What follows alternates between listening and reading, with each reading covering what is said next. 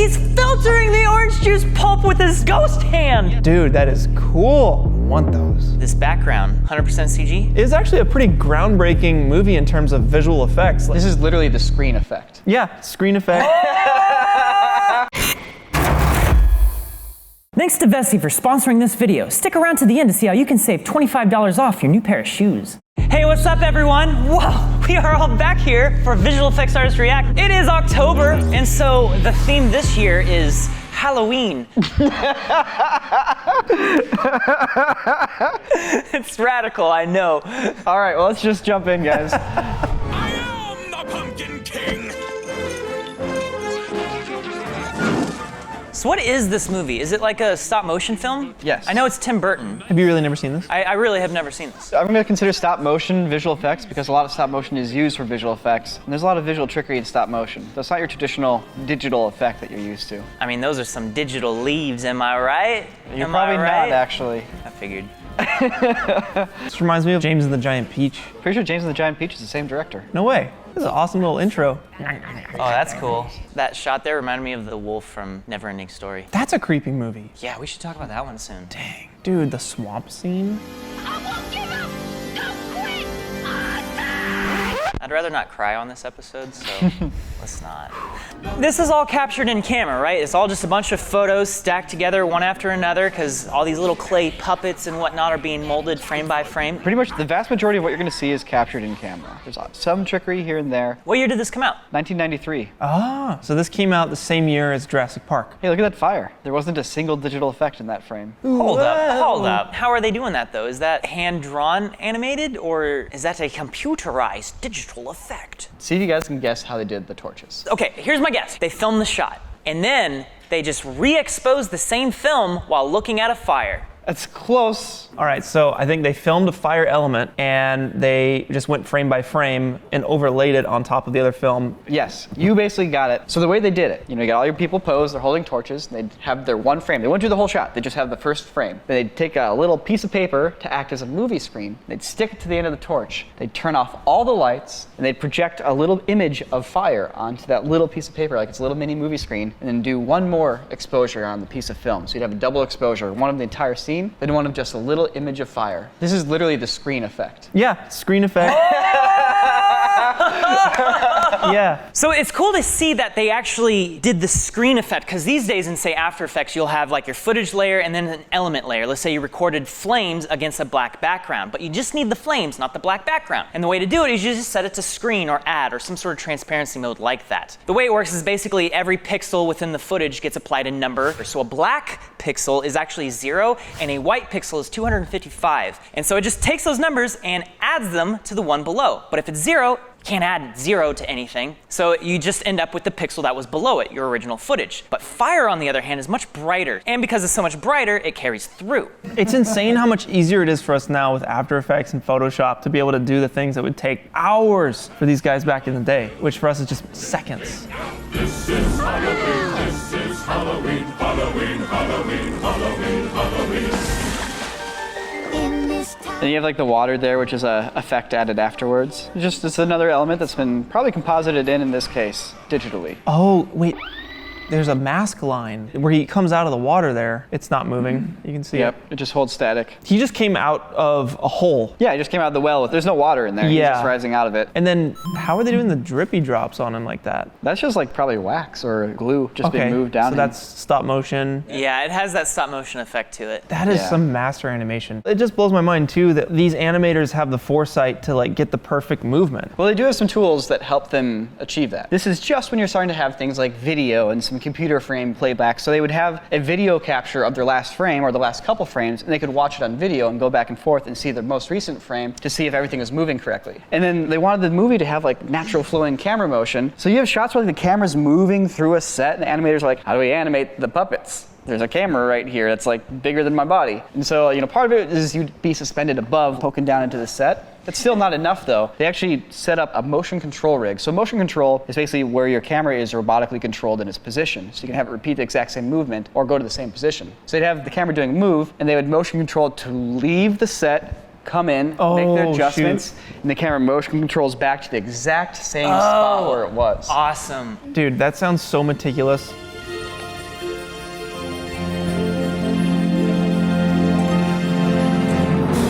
Now, you guys have noticed how Jack Skellington's face like animates really smoothly. One of the reasons for that is using something called replacement animation. So a lot of the stuff is just you're just bending things, right? But for something like Jack's face, which has so much expression, the eyebrows are like built into his skull. Oh, and I stuff. know. Yeah, so they're using replacement animation where it's just different head models that they're swapping to. Yeah. So they've just sculpted all the head models beforehand. And the hard thing about all that is that you have to sculpt every phoneme with all your expressions. So they actually made the entire range of possible facial animations and just had all of those heads as a set. Yes. And depending on the scene and depending on the dialogue, they would pick and choose the correct head. Yes, except the picking and choosing happened in a computer beforehand where they had the recorded takes and they had just the faces. They went through and frame by frame figured out what head with which number they'd be using for each frame. Dude, that is cool. I want those. I've got to know, what is this place that I have found? What is this?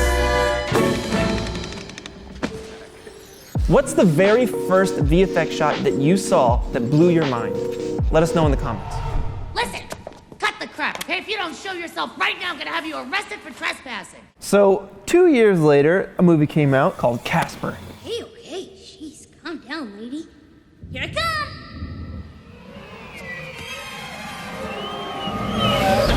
Hi, I'm Casper. It was actually the first movie to ever have a full CG main character that interacted with the other live action actors in the movie. It was also the first movie to have a CG character with full expressive emotion. Who would have thought Casper would be like the defining Yeah. like CG character historical moment? It's actually a pretty groundbreaking movie in terms of visual effects. There's a lot of crazy stuff going on here. Let's just take a look.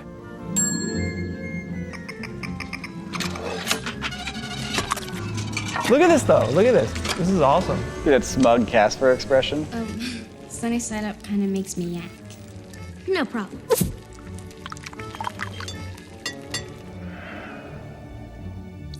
Whoa, look at that! He's filtering the orange juice pulp with his ghost hand. Yeah, look at the picture too. It's all real. Yeah, there's no fluid simulations happening there. So the pitcher with the orange juice is obviously real. The orange juice itself pulling out of the pitcher is obviously real, but there is some sort of interaction happening with that hand there. It's going through something. So you can see some artifacts here that could help give us a clue as to how the shot was done. When he stops pouring, the orange juice just disappears from his hand in a single frame. But the orange juice in the pitcher is still pouring. Oh, The pitcher and the cup are separate elements. So this would probably be a motion control setup, where the camera is going to film this multiple times. It's going to repeat the same exact movements. You'll film your pitcher element once, you'll film your cup element second, and then probably get a clean plate without anything, just in case you need it for Casper. Could be, yeah. Give me my meal! Okay. Wait, are those Those are pieces of definitely food CG. CG? They are. CG food? The artist who worked on this shot said it took him 2 months to finish this one shot. Wow. The mesh on that food was so dense, it required so much computer power. That is one of the most impressive shots I've seen so far, and I'm willing to bet almost no one blinked an eye at it. Attention, please. That's hilarious. That's so good.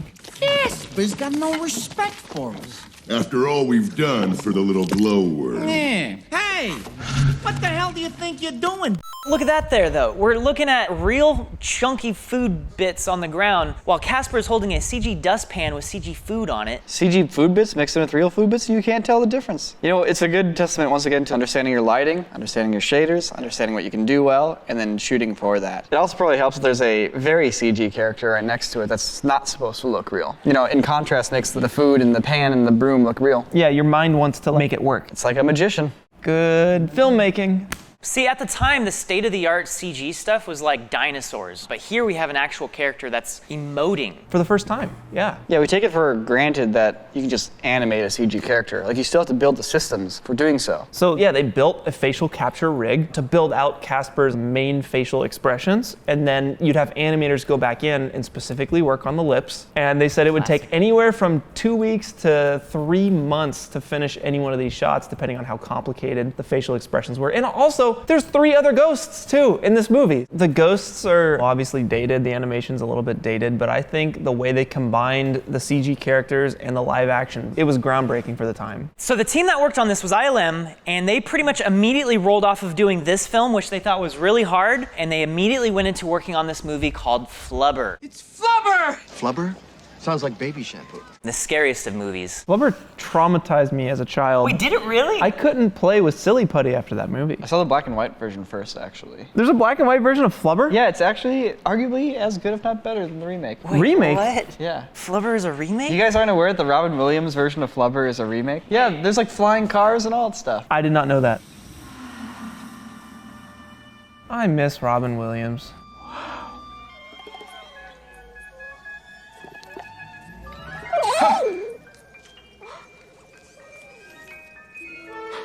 So this looks like a little abyss chrome tentacle thing. Yeah, it's like the Abyss, but there's bubbles in it now. It definitely looks like aloe vera. And what's funny is that they actually like referenced a ton of different materials like hair gel, toothpaste, and just photographed it from a bunch of different angles as inspiration for what Flubber should look like. Because Flubber is never actually practical in this movie. He is 100% CG every single time you see him. Okay, and Whoa! your ductal. Oh my God! Oh my God! That's a cool shot, right? Yeah. All right, I want to talk about that shot really quick because that was not planned. Really? Oh, he just did that? So here's the thing about Robin Williams. He is considered an improv master. And so when he's just riffing around on set, he just decided, you know what? What if I pretended to stretch it and then shove my face into it? And there's VFX artists on set supervising everything, but the director was like, yes, that was great. They all have a heart attack. They did. Because they didn't know what they were going to, especially because the director was like, yes, we are definitely keeping that. That was great. Good job, Robin Williams. And it took him 3 months to do that shot. Really? Wow. That one shot. Let's try and describe you. You're an elastomer. Yes, you're highly viscous. So yeah, the thing about animating Flubber is that he takes the shape of multiple different objects, so that was a huge animation challenge. Now, this is the same team that was just coming off of the back of Casper, where it's these amorphous physical objects that can take the shape of multiple things, and they had to apply it to this sort of effect. Normally when you animate something like a T-Rex, you have a rigged system. You know, you have all these bones and lines that you can actually move and animate. But with a little wiggly thing like this, you can't really use that same sort of rigging system that you would use on other projects. So they had to come up with a bunch of new stuff for this and combine that with the fact that you're having to render a transparent and reflective object. There's a lot of cool stuff going on with this specific shot.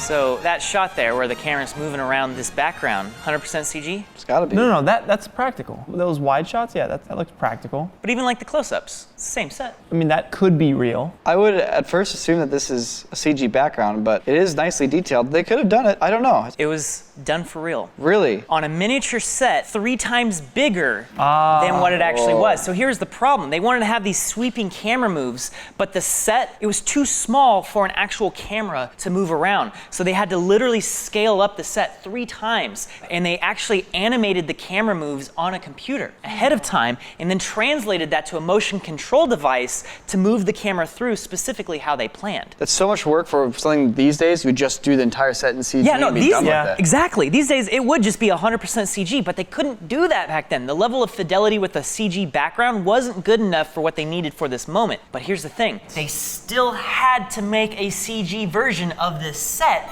for all of the reflections and the refraction through Flubber. Everything that you're seeing that's through Flubber is CG. Oh my God. It's not like they're rendering out Flubber that's slightly transparent and then just putting it on the background. Yeah. Like what you're seeing that's refracting through Flubber is the digital recreation of this 3 times larger set. Oh my God. That's crazy. So meticulous. So it took a lot of work and effort just to make that, because it's one thing to have a velociraptor that's opaque and it's reflecting your scene, but just the lights. But if you were to have like a chromed out object, now it's actually reflecting imagery from your scene. But for it to also be transparent, like Flubber is here with little air bubbles in between, that's also doing double refractions and stuff like that. It requires so much effort to make that look photoreal. Dude, this is so detailed, and this is just deep for this Flubber dance number for no reason.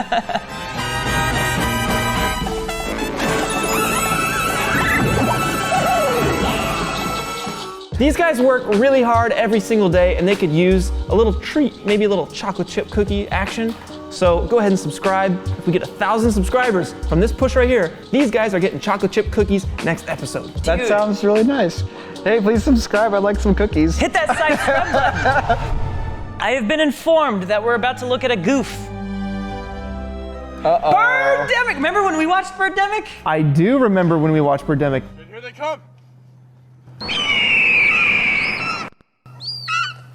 Look at this, dude. And I've managed to go my whole life without watching this. God, Yeah, all the birds are like, they're never tracked. It's like clip art. This is very clearly just super low budget filmmaking, so it's just probably one director who's probably also operating the camera and telling the actors, all right, pretend birds are attacking you and fight them off. And as an actor, there's only so much you can do. You're like, okay, you're just assuming that birds are gonna be expertly applied later. And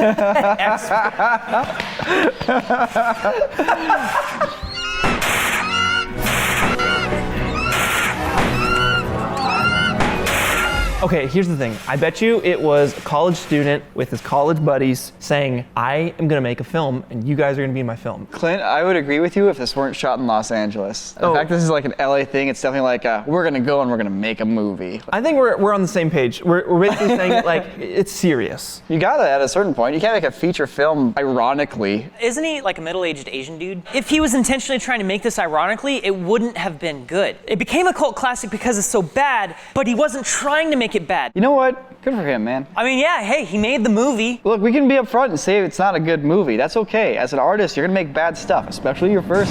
Sam, this guy needs I can't shake him. Get him off my tail. It's gonna be bad. You know what? If you wanna make movies, your first one's not gonna be good either. It's gonna suck. So get it done and get it out and make the second one.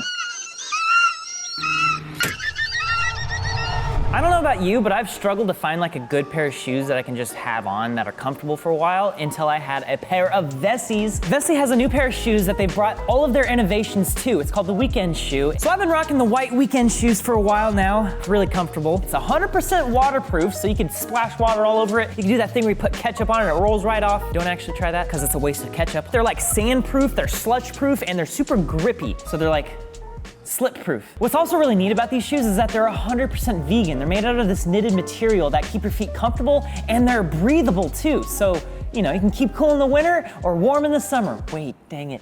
Vessi has everything you're looking for in a new pair of shoes, and I'm really enjoying my pair. So if you want to slip your feet into a pair of these shoes, go ahead and click that link in the description. We'll save you $25 off your purchase. But for now, let's finish out this video. That was fun. I really enjoyed this episode. Some throwback movies here. Man, watching Flubber just jiggle around, it's really satisfying. Kind of like those satisfying renders that you maybe have seen on Instagram or Reddit. You know what? We actually did that. We had a satisfying render challenge. We made a video about it. So go check it out if you haven't. It's hilarious watching these guys panic as they try to make the most satisfying render they can. It was actually very stressful. It's the opposite of satisfying. I just got to judge it. I didn't have to make them. Yeah, you just got to be satisfied and reap the benefits. Or was I dissatisfied? Check out the video to find out. So long, everybody. Thanks for watching. Till next time. Does anyone still wave like this? My daughter. Actually, she goes like this.